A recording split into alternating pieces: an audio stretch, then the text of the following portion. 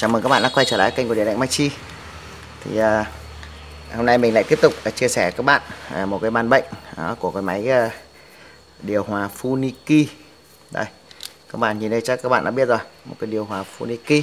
Và mình thấy là cái ban bệnh này khá phổ biến đối với cái dòng điều hòa Funiki này. Hôm nay mình sẽ sửa chữa và mình sẽ chia sẻ cho các bạn luôn về cái ban bệnh này. Và mình thấy cái ban bệnh này rất là hay xảy ra đối với máy điều hòa Funiki. Rồi, sau đây mình đã cắm kết nối đầy đủ rồi, mình sẽ tiến hành cắm điện và chúng ta sẽ thử luôn xem cái hiện tượng của cái máy là như thế nào.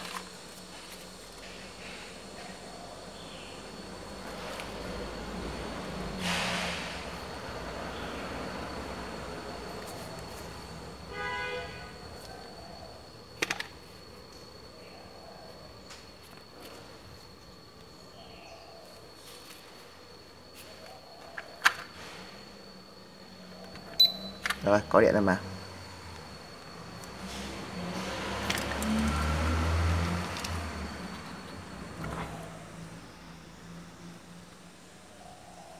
Wow, con này thợ trước cũng đã từng sửa chữa mắt nhận các thứ rồi, nhận khiển kém kém à. Rồi, tí mình sẽ kiểm tra xử lý sau. Chúng ta sẽ xem là nó mắc cái bệnh gì trước đã.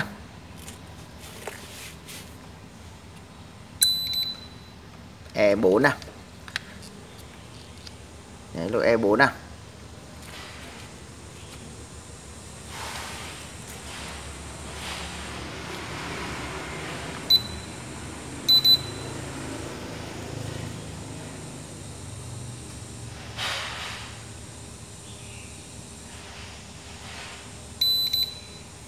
Rồi, hiện tượng là gì? Bật nguồn lên là quạt quay mồi cái, xong thì là gì? Một lát sau là báo lỗi E4. Rồi, thì đấy là hiện tượng của cái máy này.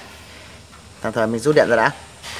Mình sẽ chia sẻ cho các bạn luôn, nhanh vào vấn đề luôn. Đó là cái lỗi E4 là lỗi gì? Lỗi E4 chính là cái lỗi của máy điều hòa Funiki, chính là cái lỗi của cái quạt dàn lạnh này nó không hoạt động. Đấy, thì đây là một cái ban bệnh mà mình đã sửa chữa rất nhiều năm và gặp phải cái ban bệnh của cái máy này rồi.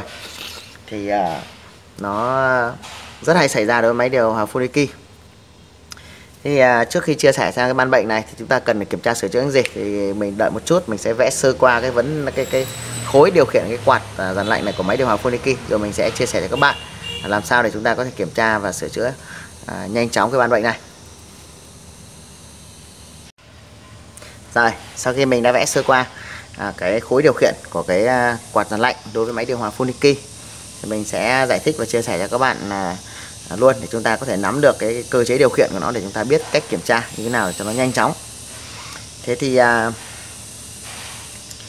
cái khối điều khiển của cái quạt dàn lạnh của máy điều hòa Funiki thì nó như sau. Thì cái quạt dàn lạnh thì như các bạn đã biết thì nó sẽ được điều khiển cấp nguồn bởi một con chiác, đúng không ạ? Đấy, con BTA06. Thế thì con chiác này sẽ được điều khiển, chân G của chiác này sẽ được điều khiển bởi một con gì? Một con là con photo quang. Đó, cái nhiệm vụ của cái vi điều khiển ở đây, tức là vi xử lý đây, sẽ ra lệnh điều khiển cho một con transistor, một con bóng bán dẫn, để con bóng bán dẫn đó nó sẽ điều khiển gì? Cái bên chân 12 của con IC quang, và IC quang sẽ điều khiển cái chân G của chiác, và chiác sẽ cấp nguồn cho cái quạt chạy. Thế thì ban bệnh của chúng ta ở đây là gì? Ban bệnh của chúng ta ở đây là bật nguồn lên là quạt không chạy, đúng không ạ? Thế thì nó sẽ xảy ra với trường hợp như sau. Một là chúng ta bị hư hỏng quạt, hai là chúng ta hư hỏng cái khối điều khiển cấp nguồn cho quạt, bao gồm chiác, photo quang, lệnh điều khiển, từ vi xử lý ra. Đó, thì chúng ta sẽ có những nguyên nhân như vậy. Thế thì để sàng lọc một cách nhanh chóng nhất cho cái ban bệnh này thì mình sẽ chia sẻ cho các bạn, chúng ta kiểm tra nhanh như sau. Thứ nhất là các bạn biết là gì? Chiác thì điều khiển cấp nguồn cho quạt, đúng không ạ? Photo quang thì điều khiển cho chiác. Thế thì chúng ta sẽ chập tắt cho mình hai cái chân của con photo quang này. Nếu chúng ta chập tắt chân nó vào, đập chất chân 3 4 vào mà nó chạy được quạt luôn, là cái khối chiác và quạt là ok, đúng không ạ? Chúng ta chập vào mà nó không chạy thì chúng ta sẽ kiểm tra phần lệnh điều khiển ngược lại. Đó, đấy là một cách nhanh nhất để mình có thể sửa chữa cái ban bệnh này. Đấy, thì sau đây mình sẽ lật cái mạch lên và mình sẽ trực tiếp chia sẻ chỉ về vị trí trên cái mạch điện, cũng như là chúng ta sẽ kiểm tra thử. Đây, vị trí bố trí linh kiện trên mạch điều hòa thì các bạn biết là cái rắc quạt thì nó cắm ở đây, tụ cắm đây. Đây là con chiếc BTA06 dùng để cấp nguồn cho cái quạt dàn lạnh này. Và đây là con photo quang MOC3021. MOC3021 các bạn nhé.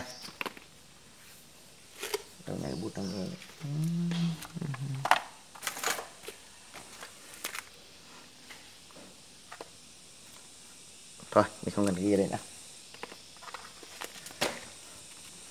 Rồi thì sau đây mình sẽ lật mạch qua lại, mình sẽ cấp điện và chúng ta sẽ chập tắt thử chân của con photo quang này để xem quạt có chạy được không.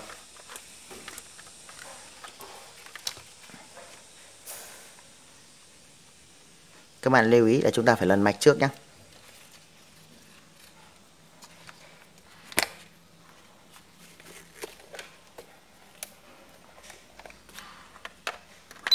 Rồi, cấp điện vào. Mình sẽ dùng 2 que đồng hồ chập chéo. Mình sẽ dùng 2 que đồng hồ chập chéo ở đây.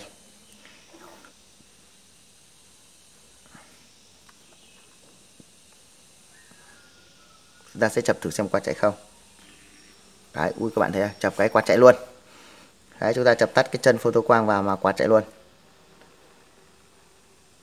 Đó. Khi mà chúng ta chập tắt chân photo quang thì các bạn chú ý là khi chúng ta sử dụng chập tắt khi đang cắm điện này, chúng ta phải làm hết sức cẩn thận và chính xác, tránh trồ chạm gây chạm chập. Thì mình chập tắt chân photo quang là các bạn thấy là gì?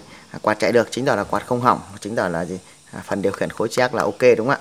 Như vậy là chỉ có liên quan tới cái phần gì? Phần lệnh điều khiển.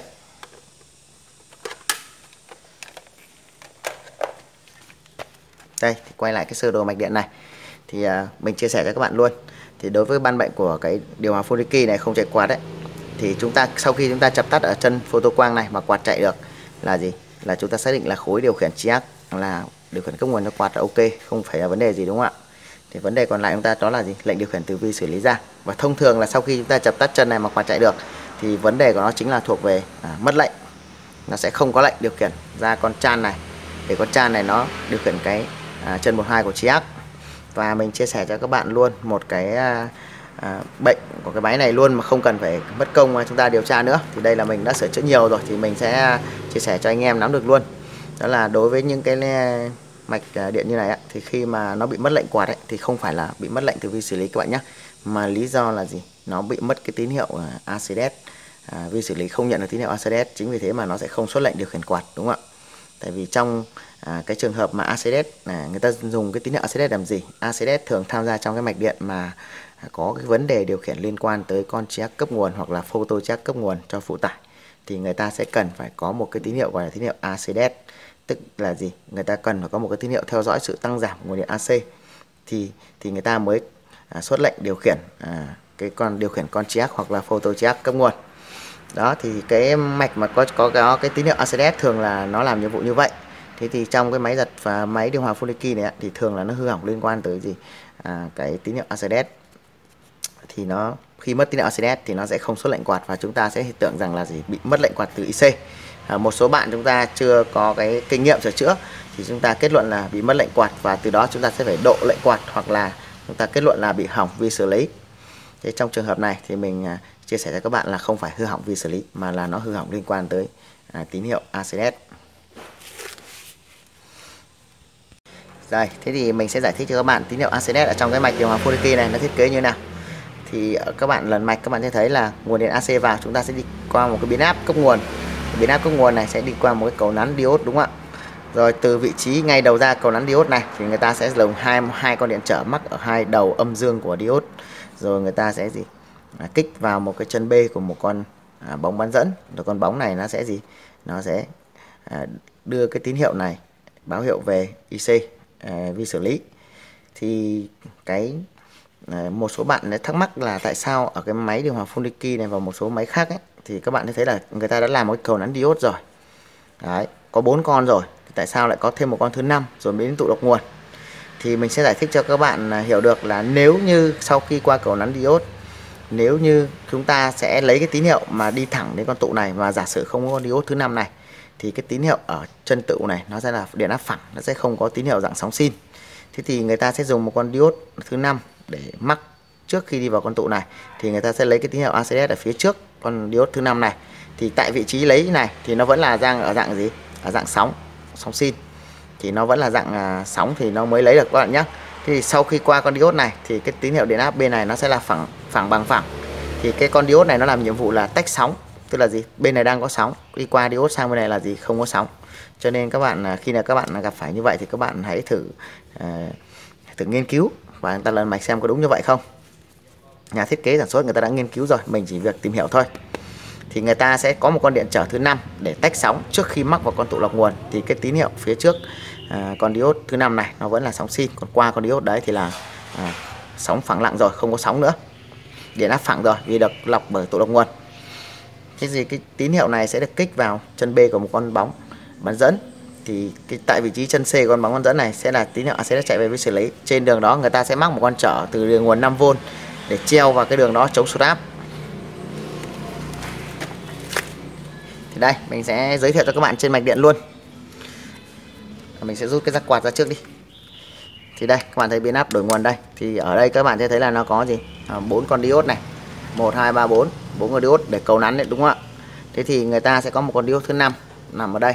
Thì trước khi đi về hai chân tụ lọc nguồn này thì người ta sẽ đi qua một con diode thứ 5 này. Con diode này chính là con diode dùng để tách sóng. Thì tại cái vị trí cầu nắn diode ra này thì người ta sẽ có hai con điện trở như mình vừa vẽ chia sẻ đây.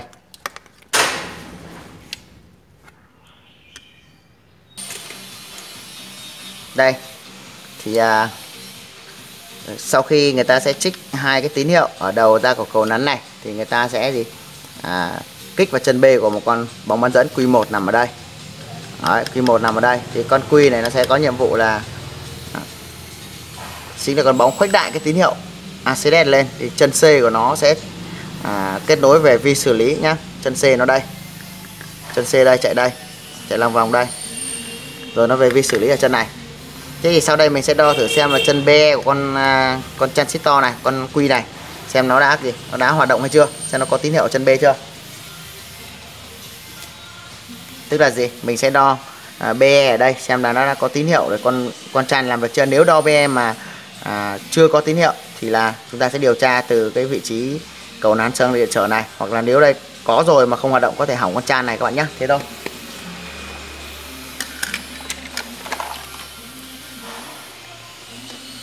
Mình sẽ cấp điện vào.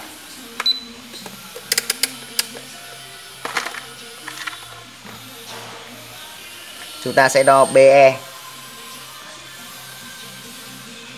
Đó các bạn thấy chưa? Mình đo BE con tràn này là chúng ta thấy là kim đồng hồ thang 10V là gì? Kim không lên. Đúng không ạ? Rồi như vậy là chúng ta đo vào BE. Đo BE ở đây mà không lên thì chúng ta sẽ điều tra cho mình những con điện trở ở tại vị trí này. Trước tiên ta sẽ rút điện ra.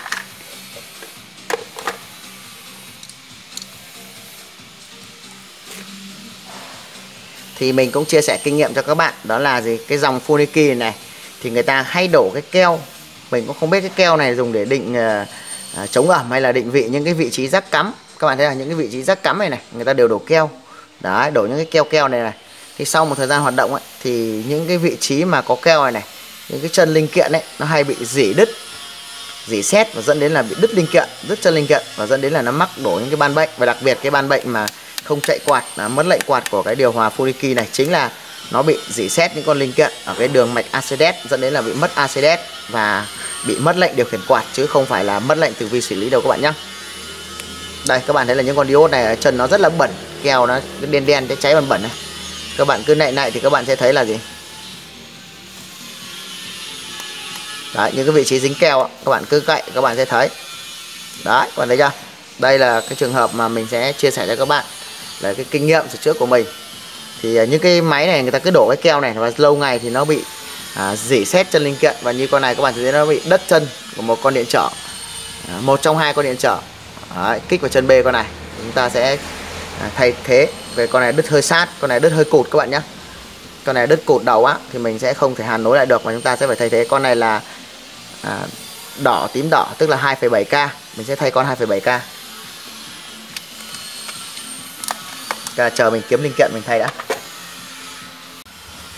Rồi, sau khi mình đã thay thế con điện trở 2,7K khác vào vị trí này thì con điện trở trong mạch mình gỡ ra thì các bạn thấy là nó bị rỉ cái đầu như này và nó bị đứt chân.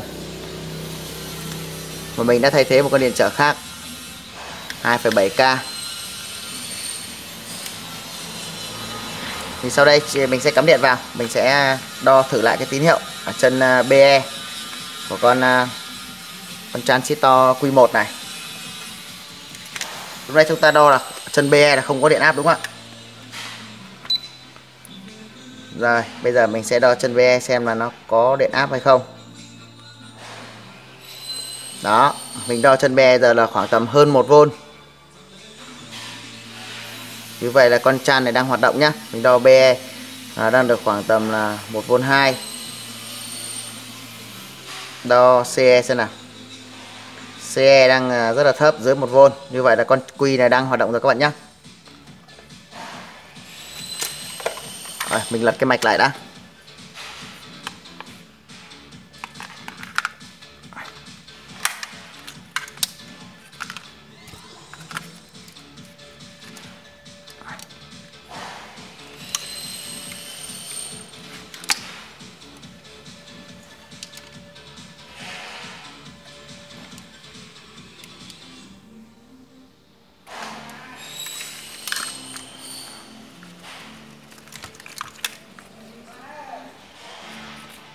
Rồi, chúng ta sẽ cắm điện vào để thử xem là mạch đã chạy ok chưa và đã hết báo lỗi hay chưa. Mình sẽ cấp điện cái bóng đèn này thay thế block luôn.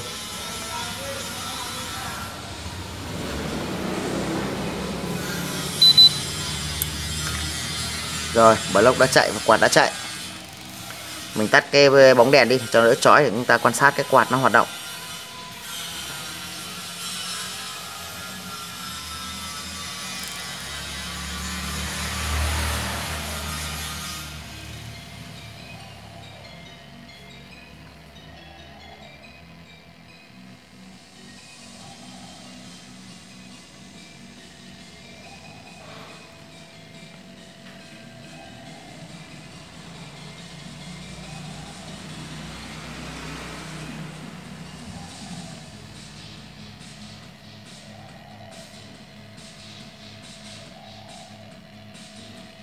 Rồi, ta kẹp thử lại block xem là block vẫn đang chạy. Block vẫn đang chạy các bạn nhé.